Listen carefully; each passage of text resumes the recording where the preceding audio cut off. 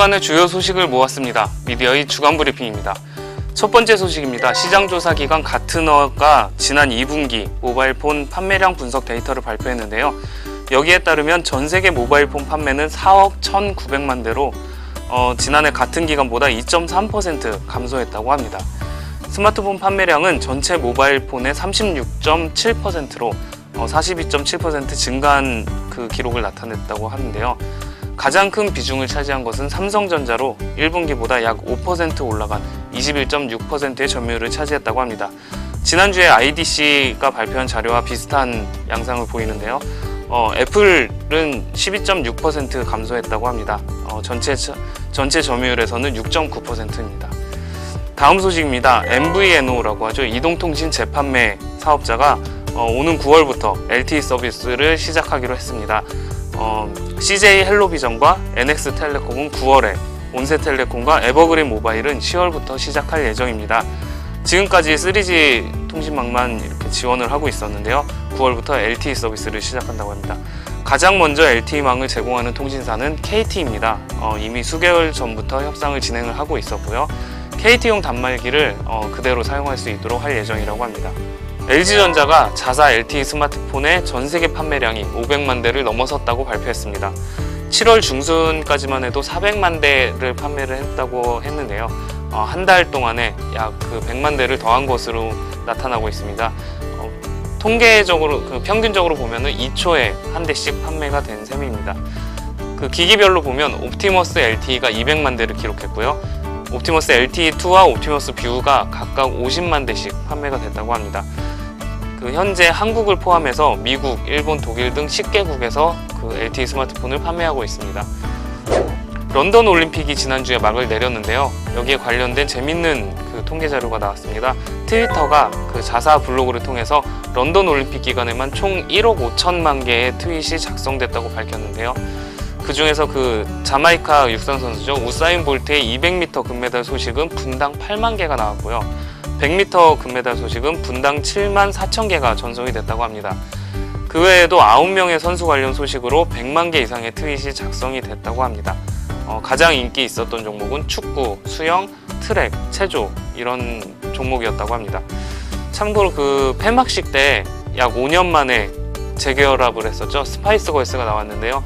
스파이스 걸스 관련 트윗은 분당 11만 6천 개가 나왔다고 합니다. 한국 마이크로소프트가 런던 올림픽 관련해서 큰 공헌을 세웠다고 하는데요. 자사 클라우드 서비스인 윈도우 애저를 이용한 플랫폼으로 국내에서 런던 올림픽의 현장을 생생하게 즐길 수 있었다고 합니다. 15개 언론사로 구성된 국내 공동 사진 기자단이 윈도우 애저 기반으로 사진 전송 시스템을 구축을 했었는데요. 지난 13일까지 약 1만 장의 사진을 실시간으로 전송을 했다고 합니다. 싸이의 강남 스타일이라는 노래가 지금 요즘 한참 인기를 얻고 있는데요. 다들 아시다시피 미국 뉴스 채널이죠. CNN에 이어서 월스트리트 저널, 프랑스, 영국 등에서 해외 유명 언론들이 앞다퉈 지금 소개를 하고 있는데요. 여기에는 SNS와 유튜브 같은 그런 소셜 서비스의 힘이 크다는 의견이 있습니다. 유튜브에서는 월간 차트 세계 1위를 기록을 했고요. 페이스북에서는 싸이에 관한 이야기가 앨범 발표 후 열흘 만에 32,000명이 서로 얘기를 하는 기록을 나타냈다고 하는데요. 앨범 발표 전에 비하면 약 30배가 넘는 수치라고 합니다. 방송통신위원회가 지상파 아날로그 TV 방송의 종료 일정을 발표를 했습니다.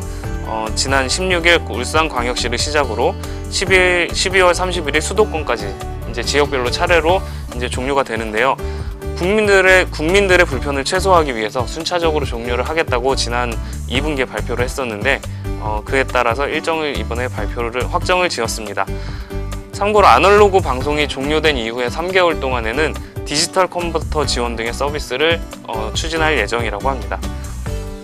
마이크로소프트가 윈도우 RT OEM 파트너를 발표했습니다. 여기에는 델, 레노버, 삼성전자 같은 큰 PC 제조사들이 많이 들어가 있는데요. 윈도우 RT라고 하면 ARM 기반의 프로세서로 구동되는 OS를 말하는데요. 기존의 이제 인텔 X86 기반보다는 저전력이며 가격도 싸다고 합니다. 그 윈텔이라고 했었죠. MS가 이제 인텔과 사이가 많이 그 돈독히 가져가고 있었는데요. 그 관계를 깨고 처음으로 이제 상용화되는 제품이라서 많은 그 관심을 모으고 있습니다. 이들이 내놓는 제품은 이제 노트북과 태블릿의 장점을 골고루 갖출 것이라고 이제 예상을 하고 있습니다. 참고로 그 엔가젯에 따르면요, 서피스 윈도우 RT가 10월 26일 날 출시가 되고 가격은 한 199달러라고 예상을 한다고 합니다.